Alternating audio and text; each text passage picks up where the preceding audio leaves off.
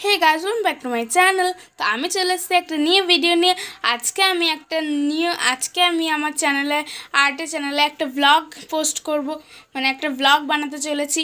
তো আজকে যেহেতু কৌশিকী অমাবস্যা তোমরা সবাই জানো, তো আমাদের এখানে বাড়ির সামনে একটা সিদ্ধেশ্বরী কালী মন্দির আছে। সেই সিদ্ধেশ্বরী কালী মন্দির আজকে পুজো আছে, অনেক বড় করে পুজো। সেটা কালী মন্দির অবভিয়াসলি কৌশিকী অমাবস্যার দিন অনেক বড় করে পুজো হবে। তো চলো সেখানে কেমনভাবে পুজো হচ্ছে তোমাদের পুরোটা দেখিয়ে দিই। আর তোমরা যদি আমাকে কলকার মাটির থালায় কলকার জন্য কাস্টমাইজ অর্ডার দিতে চাও তাহলে আমার ডেসক্রিপশনে নাম্বার দেওয়া আছে, সেখানে গিয়ে আমাকে সেই নাম্বারটায় আমাকে কল করতে পারো।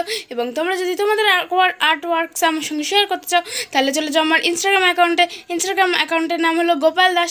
সেখানে গিয়ে তোমরা ট্যাগ করে ডিএম করে মেনশন করে তোমরা তোমাদের আর্ট ওয়ার্কস আমার সঙ্গে শেয়ার করতে পারো। তো চলো বেশি কথা না বলে আজকের ভিডিওটা শুরু করা যাক। সো গাইস তোমরা দেখতেই পাচ্ছ হয়তো আমি পুরো ফুল রেডি মন্দিরে যাওয়ার জন্য, মাথা থেকে পা পর্যন্ত পুরো রেডি। তো চলো মন্দিরে গিয়ে তোমাদের সঙ্গে দেখা হচ্ছে। সো গাইস তোমরা দেখতেই পাচ্ছ আমরা মন্দিরে পৌঁছে গেছি। এই যে আমার বম্মা আর এই যে আমার দিদিভাই ওপরে দাঁড়িয়ে আছে। তো এবার দেখো যজ্ঞ হবে। আমি পুজো দেওয়ার একটাও ক্লিপ নিতে পারিনি, কারণ অনেকটা ভিড় ছিল, ওই জন্য আমি একটাও ক্লিপ নিতে পারিনি। এখন একটু বসেছি ওই জন্য ভিডিও করছি। তো দেখো যজ্ঞর প্রথমে বালিটা দিয়ে দিল, বালিটা দিয়ে সমান করে দিল। এবার দেখো যে যজ্ঞের ওপরে যে ডিজাইন করতে হয় না, ওরা কি সুন্দর করে আলপনা এঁকে নিল। তো দেখতেই পাচ্ছ গাইস যজ্ঞ কিন্তু শুরু হয়ে গেছে, সবাই মন্ত্র পড়ছে এবং ফুল দিচ্ছে। তো চলো মন্ত্রটা তোমাদের একটু শুনিয়ে দিই।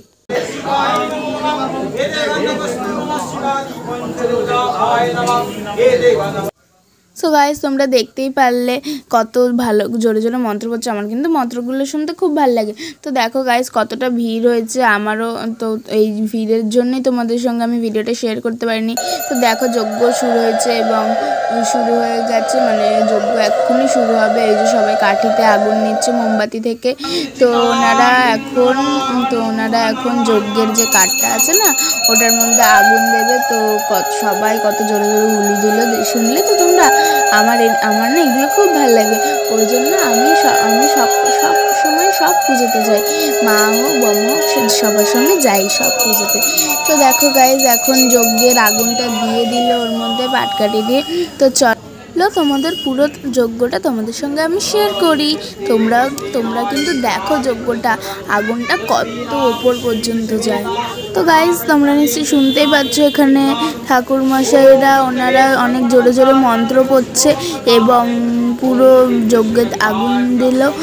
আগুন দিয়ে এইবার যজ্ঞে ঘি ঢালছে যাতে আগুনটা আরও বেশি বাড়ে। এই আমরা যে বলি না আগুনের ঘি ঢালছে, ওই প্রবাদটা কিন্তু এইটা থেকেই এসছে। তো ঘি ঢাললে যেহেতু আগুনটা আরও অনেক বেশি বাড়ে, ওই জন্য আমরা বলি এটা। তো দেখো গাইজ আগুনটা কত ওপর পর্যন্ত চলে গেছে। তোমাদের যে বললাম যে তোমরা দেখো আগুনটা কত ওপর পর্যন্ত যায়, দেখো এবার সেই অনেক জোরে হয়ে গেছিলো আগুনটা এতটা জোরে হয়েছিল, খুব তাপ লাগছিল। আমরা এত দূরে বসেছিলাম তাও অনেক তাপ লাগছিল। তো দেখো তোমরা আগুনটা কত ওপর পর্যন্ত যাচ্ছে, অনেক জোরে চলছিল আগুনটা এবং দেখতেও খুব ভালো লাগছিল। তোমরা যদি কেউ এই সিদ্ধেশ্বরী কালী মন্দিরে এসে থাকো আমাকে কিন্তু অবশ্যই কমেন্ট করে জানাবে।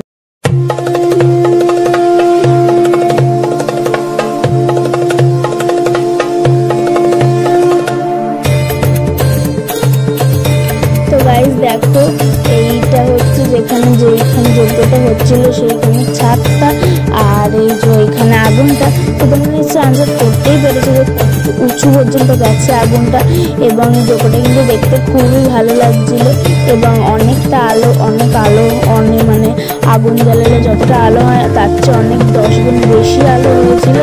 তো যজ্ঞ দেখতে কিন্তু খুবই ভালো লাগে, আমার কেন সবার খুবই ভালো লাগে। তো দেখো তোমরা পুরো যজ্ঞটা এবং যজ্ঞটা কেমন লাগছে সেটা অবশ্যই আমাকে কমেন্ট করে জানাবে।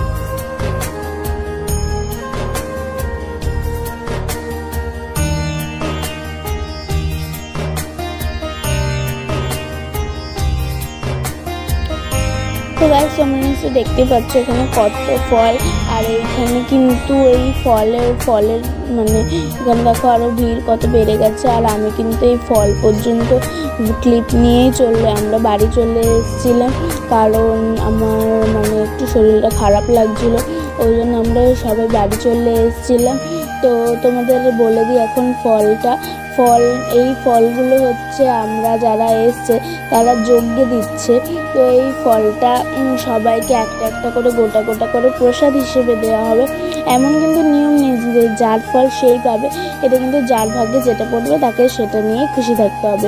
এখানে দেখো কলা, লেবু, তারপর আপেল, নারকেল, আনারস পর্যন্ত আছে।